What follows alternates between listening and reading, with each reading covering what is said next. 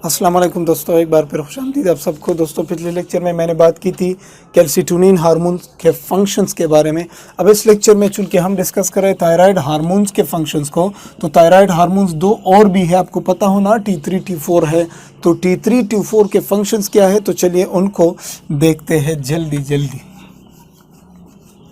Let's go for functions of T3 and T4। सो मैं लिख देता हूँ यहाँ पर T3 प्लस T4 यानी try iodothyronine and tetra iodothyronine, जिनको हम थायरोक्सिन भी कहते हैं। तो मैं यहाँ पर लिख देता हूँ थायरोक्सिन। ये बहुत ज़रूरी हार्मोन है, क्योंकि दोनों बहुत ही ज़रूरी हार्मोन्स हैं और इनके बारे में मैंने कहा भी था कि ज़्यादा कौन होता है ये, कम कौन होता है ये, ज़्यादा पोटेंट कौन होता है, हर जगह पहुँच जाता है T3, लेकिन थोड़ा और बहुत अरसे के लिए काम कौन करता है, T4। ये मैंने पिछले लेक्चर में आपको समझाया है, उम्मीद करता हूँ आपने वो लेक्चर देखा। सबसे पहला फंक्शन T3 और T4 का क्या है, देखिए दोस्तों, ये हमारे BMR को बढ़ाता है। It increases BMR। अब BMR क्या है, तो मैं यहाँ पर लिख देता हूँ कि इसे कहते हैं बेजल मेटाबॉलिक रेट। अब बेजल मेटाबॉलिक रेट का डिफिनेशन एक लाइन में जल्दी समझना है, बहुत आसान तरीके से। क्या होगा, देखिए BMR का डिफिनेशन देखिए अभी आप कंसिडर करें कि मैं चेयर पर बैठा हूँ 2 घंटों से, कोई काम नहीं कर रहा, रेस्ट में हूँ, बिल्कुल मेंटली भी रेस्ट में हूँ, फिजिकली भी मैं रेस्ट में हूँ, हर चीज़ बराबर है। उस वक्त मेरी बॉडी को कितनी एनर्जी दरकार है ताकि मेरा ब्रेन भी सही फंक्शन कर सके, मेरा हार्ट भी सही फंक्शन कर सके, मेरे किडनीज भी सही फंक्शन कर सके, मेरे मसल्स भी सही फंक्शन कर सके, मेरे बोन्स भी सही फंक्शंस कर सके। जब मैं रेस्ट में हूँ उस वक्त मेरी बॉडी को कितनी एनर्जी दरकार होती है, इसको कहते हैं BMR। ठीक है, तो ये आप क्या करता है, T3 और T4 आपकी बॉडी की BMR को बढ़ाता है। किस तरह, देखिए अगर मैं अचानक उठ गया, तो जब उठ गया और कुछ काम करना शुरू किया, तो क्या मेरी बॉडी को एनर्जी ज़्यादा दरकार होगी कि कम, ज़्यादा। तो जल्दी ये T3 और T4 मेरी बॉडी की BMR को उस वक्त जल्दी बढ़ा देंगे, तो BMR को ये बढ़ाता है। ठीक है दोस्तों, नेक्स्ट इनका फंक्शन क्या है, T3 T4 का फंक्शन ये है कि ये प्रोटीन सिंथेसिस को इंक्रीज करता है। It increases protein synthesis. अब प्रोटीन सिंथेसिस तो यूं ही इंक्रीज नहीं होगी, आपको पता है कि प्रोटीन बनाने के लिए ट्रांसक्रिप्शन करना पड़ता है, ट्रांसलेशन करना पड़ता है। ठीक है दोस्तों, तो क्या होता है कि ये हार्मोन सेल्स पर, इन हार्मोन्स के लिए रिसेप्टर्स होते हैं। ये सेल के अंदर न्यूक्लियस है और ये सेल के अंदर, न्यूक्लियस के अंदर DNA है और ये सेल पर रिसेप्टर है। कौन सा रिसेप्टर, T3 T4 का रिसेप्टर है। तो जब ये आते हैं अपने रिसेप्टर पर बैठ जाते हैं, तो सेल को सिग्नल मिलता है और सेल जल्दी सिग्नल को DNA की तरफ ट्रांसमिट करता है और DNA में एक खास हिस्सा एक्टिवेट हो जाता है और उससे जल्दी एक मैसेंजर RNA बनता है। जब मैसेंजर RNA बनता है तो मैसेंजर RNA बाहर आकर ट्रांसलेट होता है, तब प्रोटीन बनता है। तो प्रोटीन बनाने के लिए क्या होता है कि ये हार्मोन ट्रांसक्रिप्शन को स्पीड देता है, ट्रांसक्रिप्शन को बढ़ा देता है। ठीक है दोस्तों, यानी ट्रांसक्रिप्शन ऑफ प्रोटीन्स भी, DNA भी इस हार्मोन के कंट्रोल में होता है। चौथा इसका फंक्शन ये है कि जब ट्रांसक्रिप्शन होगा तो ट्रांसलेशन तो ऑब्वियसली होगा, तो इट इंक्रीजेस ट्रांसलेशन। ये ट्रांसलेशन को भी बढ़ाता है। तो जब ये ट्रांसलेशन को बढ़ाएगा, ट्रांसक्रिप्शन को बढ़ाएगा, तब जाकर प्रोटीन सिंथेसिस बढ़ जाएगी और हमारे मसल मास बढ़ते रहेंगे। तो देखिए दोस्तों, यहाँ पर एक बात कहना चाहता हूँ, अगर आपके बॉडी में T3 और T4 का लेवल कम है, तो जब कम है तो प्रोटीन सिंथेसिस आपका नहीं होगा। तो जब प्रोटीन सिंथेसिस नहीं होगा तो आपकी बॉडी का मास आहिस्ता कम होता जाएगा और आप लीन होते जाएंगे, आपकी बॉडी का वेट कम होता जाएगा। ठीक है, तो ये फंक्शन हो गया। नेक्स्ट इनका फंक्शन क्या है, देखिए दोस्तों, जब ये ट्रांसलेशन बढ़ जाएगा, ट्रांसक्रिप्शन बढ़ जाएगा, प्रोटीन सिंथेसिस बढ़ जाएगा, तो क्या इस दौरान एंजाइम्स यूज नहीं होंगे, तो ये इंक्रीजेस, देखिए इस एरो का मतलब है increase. It increases enzyme activity. Enzyme activity, ये आपके एंजाइम की एक्टिविटी को जल्दी बढ़ाता है ताकि एंजाइम्स जल्दी काम कर सके और हमारे लिए क्या बनाते रहें, ये सारी चीज़ें बनाएं। नेक्स्ट, अगर इन सारे कामों के लिए आपके बॉडी में एटीपी दरकार हो और ये काम जल्दी जल्दी हो रहे हैं, तो क्या एटीपी का सिंथेसिस नहीं बढ़ेगा? बढ़ेगा। तो इट इंक्रीजेज एटीपी सिंथेसिस। तो देखिए बॉडी के मेटाबॉलिज्म पर भी इनका बहुत ज़्यादा असर होता है। ठीक है दोस्तों, नेक्स्ट इनका फंक्शन क्या है? ये ग्लूकोज के सिंथेसिस को बढ़ाता है। क्या करता है? ग्लूकोज के सिंथेसिस बढ़ाता है। तो इट इंक्रीजेज ग्लूकोज सिंथेसिस। तो ग्लूकोज सिंथेसिस को हम कहते हैं ग्लूकोनियोजेनेसिस। क्या कहते हैं? ग्लूकोनियोजेनेसिस। ठीक है दोस्तों, तो ये ग्लूकोनियोजेनेसिस के रेट को आपके बॉडी में बढ़ाता है ताकि जल्दी जल्दी नए नए ग्लूकोज बनते रहे। ठीक है दोस्तों, नेक्स्ट फंक्शन इसका ये क्या है कि ये हार्मोन आपके बॉडी में एक्स्ट्रा फैट्स को जमा होने नहीं देते, तो दे डिक्रीज। देखिए यहाँ पर एरो ऊपर है, यहाँ पर नीचे, तो they decrease fat deposition. Fat deposition को ये बहुत जल्दी जल्दी कम करते हैं। देखिए दोस्तों, ग्लूकोज के सिंथेसिस को बढ़ाते हैं तो आपको पता हो कि ग्लिसरॉल और ट्राइग्लिसराइड से, यानी टीजी से, ट्राइग्लिसराइड जो कि एक फैट है, इनसे हमारी बॉडी के सेल्स ग्लूकोज बनाते हैं।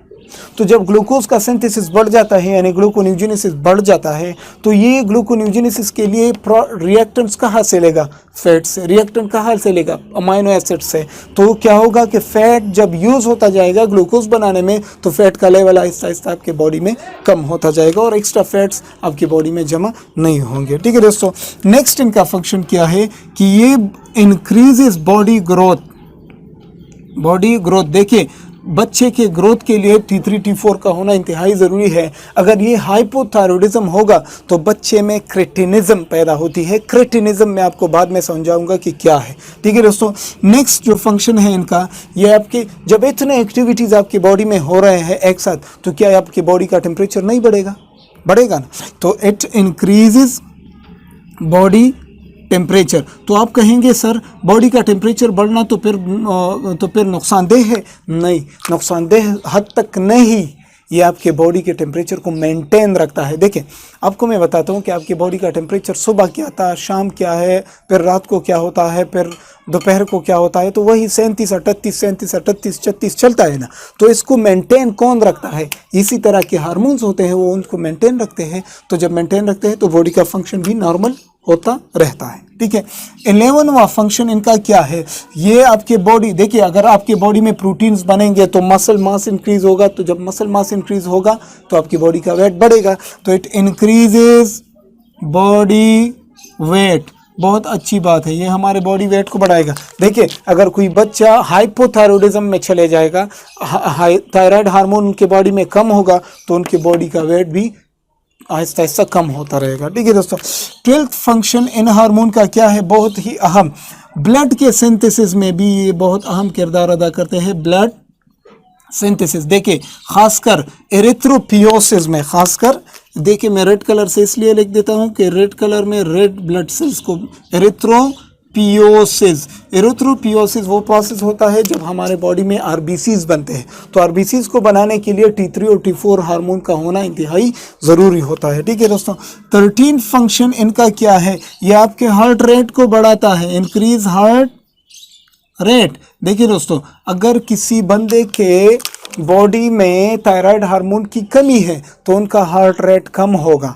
उनको ब्रैडीकार्डिया होगा। ये मैं बाद में समझाऊंगा हाइपर और हाइपो कंडीशंस जब मैं एक्सप्लेन करूंगा। ठीक है, अगर किसी बंदे में थायराइड हार्मोन ज़्यादा होंगे तो उसको टैकीकार्डिया होगा, पल्पिटेशन होगी। ये मैं बाद में बताऊंगा दोस्तों। ठीक है, नेक्स्ट जो 14वां फंक्शन है, ये आपकी ब्रीथिंग को बढ़ाएगा। It increasing breathing rate.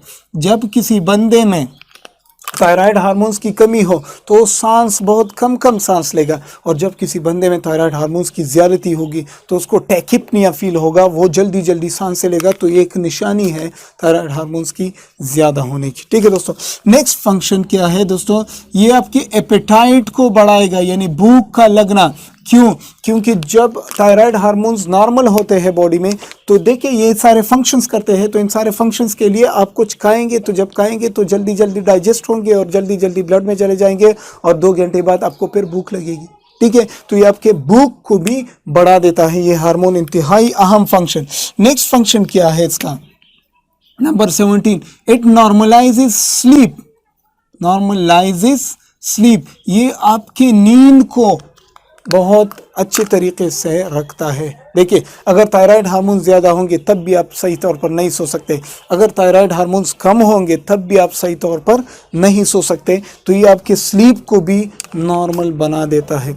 Next जो इम्पोर्टेंट फंक्शन है इनका, ये आपके सेक्सुअल फंक्शंस को नॉर्मल बना देता है। देखिए, मैं यहाँ पर लिख देता हूँ नंबर 17 क्या करता है, इट नॉर्मलाइजेस सेक्सुअल फंक्शंस।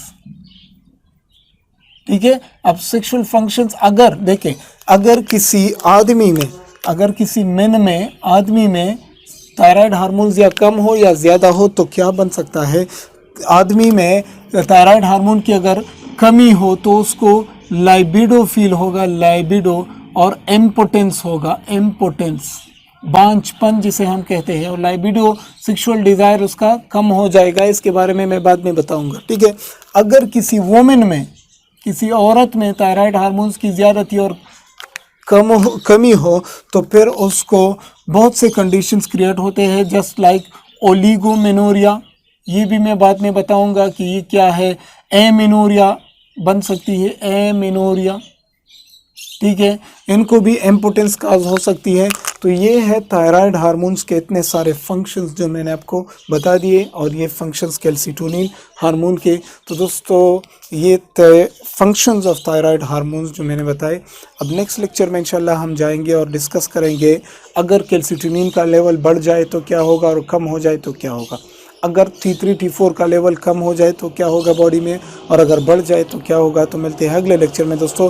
अगर लेक्चर्स पसंद आते हैं तो प्लीज़ अपने दोस्तों को चैनल पर इनवाइट करें, चैनल का लिंक शेयर करें उनके साथ, और ज़्यादा से ज़्यादा हमारे चैनल की वीडियोस को शेयर करते जाए ताकि हमें भी कुछ फ़ायदा हो और आपके दोस्तों को भी और बहुत सारे और लोगों को भी फ़ायदा हो। मिलते हैं अगले लेक्चर में, तब तक के लिए दोस्तों अल्लाह हाफ़िज़।